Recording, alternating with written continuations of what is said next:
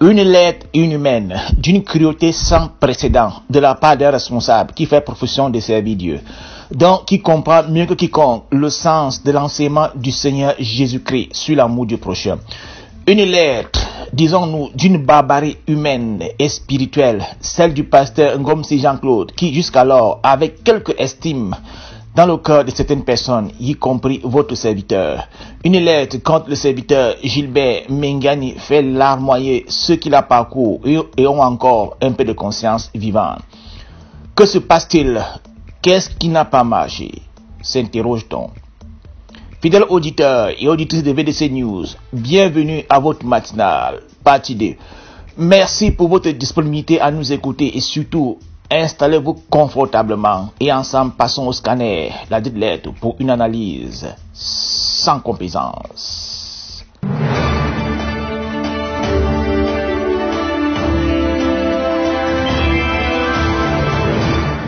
En guise de mise en bouche, rappelons quelques faits que l'on pourrait qualifier de prémonitoires. Le 2 août 2022, le serviteur Blaise Bankoué, qui était enseignant permanent au CORES depuis 1994, donc depuis 28 ans, délégué du personnel responsable des activités post et périscolaires, secrétaire général de l'APE dans le dit établissement et son collègue, Téné Roger, chef de service de la scolarité, SG adjoint de l'APE, administrateur des applications du complexe, ont été notifiés par un huissier de leur renvoi du CORES, sans motif aucun portant sur une faute professionnelle, mais tout simplement du refus de s'intégrer dans l'ordre légendaire, charismatique et de fouler aux pieds l'enseignement de l'église. Puis, Maman Foumene, Hélène, qui était gérante de la cantine scolaire depuis 28 ans, c'est-à-dire 94, a été simplement chassée comme une vulgaire, de même que Tanya Patrice, présidente de l'APE du collège.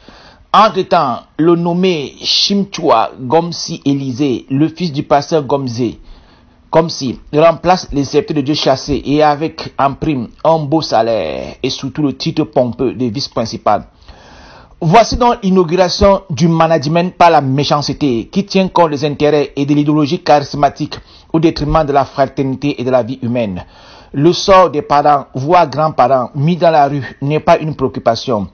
Satisfaire leur maître en quête d'impérium et de pouvoir ou aspirant à la dignité suprême de gouvernance totale et absolue de la vraie Église du Cameroun, leur seule raison d'agir, c'est cette quête de la dignité Mamamouchi, enrôlée d'inhumanité et de méchanceté qui s'est démontrée une fois de plus à Galim. Galim, parlons-en. Le serviteur Mengani Gilbert y avait été envoyé par l'homme de Dieu pour l'encadrement de l'assemblée éponyme. Quelques investigations menées sur la localité et la vie de l'assemblée de la VDC nous ont révélé ce qui suit.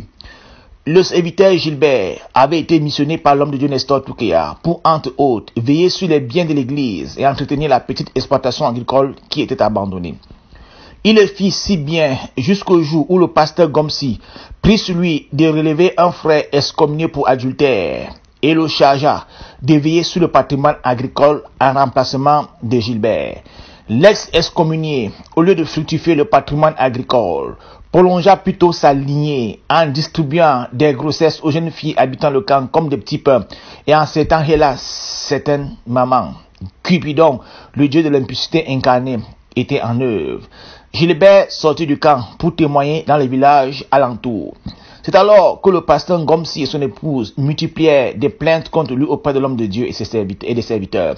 Pendant 2 ans, il ne reçut pas de subsistance et une partie du champ lui fut retirée en dépit du fait qu'il était père de famille avec beaucoup d'enfants scolarisés en charge. La majeure partie des palmiers étaient improductifs. L'homme de Dieu Nestor avait recommandé devant le pasteur Gomsi qu'il soit détruit. Les besoins partis du serviteur Gilbert, celui en eau particulièrement, reste un défi. En effet, un puits d'eau alimente tout le camp, mais il est interdit à Gilbert de fixer un robinet devant sa porte, comme maman Esther Gomsi et les autres, tandis que la même maman Esther s'en sert pour arroser ses champs et fournir la nourriture à sa maison. Sur le plan sacerdotal, pendant les préparatifs de Mombo 2021, par l'intermédiaire de Maman Momo, on lui proposa un costume en guise de vêtements à porter à Mombo, car le pasteur Paulin Chami lui imposerait les mains afin qu'il devienne un grand pasteur, dit-on. Heureusement, le serviteur prit fuite allant à pied de Mombo à Tanguy, démontrant qu'il n'était pas partisan de l'ordre charismatique. Et si aujourd'hui, le serviteur Gilbert avait quitté Galim, ce sont les 4 hectares de terrain qui se seraient certainement vandalisés ou rétrocédés à la mystérieuse dénomination VED, Vraie Église de Dieu, et non VEDC, Vraie Église de Dieu du Cameroun. Revenons maintenant à l'être proprement dite et ensemble, passons là au crible de la ration, de la raison rationnelle et du bon sens. L'auteur, d'abord, Pasteur Ngomsi Jean-Claude, qui l'assigne en tant que responsable du secteur de Galim. Quelques questions. Première, en vertu de quelle disposition des statuts de la VEDC, un responsable dit des secteurs peut prendre l'initiative d'interdire d'activité un serviteur de Dieu déployé par le PCA? Ne connaît-il pas ce qu'on appelle en droit administratif le parallélisme de la forme, qui voudrait que pour qu'un acte soit annulé, il faudrait que ce soit une personne, que ce soit la personne de même rang, que ce soit une décision ou un arrêté. C'est un arrêté de la personne qui l'a initié qui peut annuler un autre arrêté. C'est une décision de l'autorité qui l'a prise qui peut annuler une autre décision. Basta, ils s'en foutent. De deux, a-t-il saisi le responsable du département ecclésiastique de l'Ouest, le délégué pastoral Tala, son chef hiérarchique immédiat, pour information et avis avant exécution, le cas échéant? Question 2. Le pasteur Ngomsi Issa Akolit du fameux comité d'assemblée signataire ont-ils définitivement enterré l'honneur et la dignité? Si on peut comprendre que dans leur zèle et leur cupidité, ils veulent arracher les 4 États de la VEDC au profit de leurs intérêts et surtout de la mystérieuse VED, est-ce en allant à mettre le sous-préfet, les commissaires et le commandant des brigades de gendarmerie pour des affaires de patates, huile de palme, bananier? Qu'est-ce que c'est que cette histoire? La VEDC est-elle à ce niveau? Quel est ce goût pour le blasphème et l'ignominie? Question 3. On peut lire ceci au 2e paragraphe. Vous ne pouvez pas vous approprier d'un bien quelconque de la vraie église. Je dis bien de la vraie église. C'est quoi la vraie église?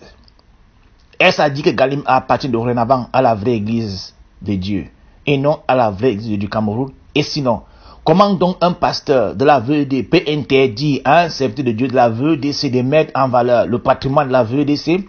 Le serviteur de Galim est en droit non seulement de saisir le conseil d'administration de la VEDC, mais encore d'opposer une fin de non-recevoir par voie d'huissier à cette imposture via une sommation interpellative. Question 4, paragraphe 4, on peut lire. Nous vous interdisons formellement, avec l'assentiment de la direction générale de l'œuvre, de faire encore tout travail d'entretien et de récolte dans notre camp. En somme, qu'il meure de faim, ses enfants et lui. Quelle méchanceté!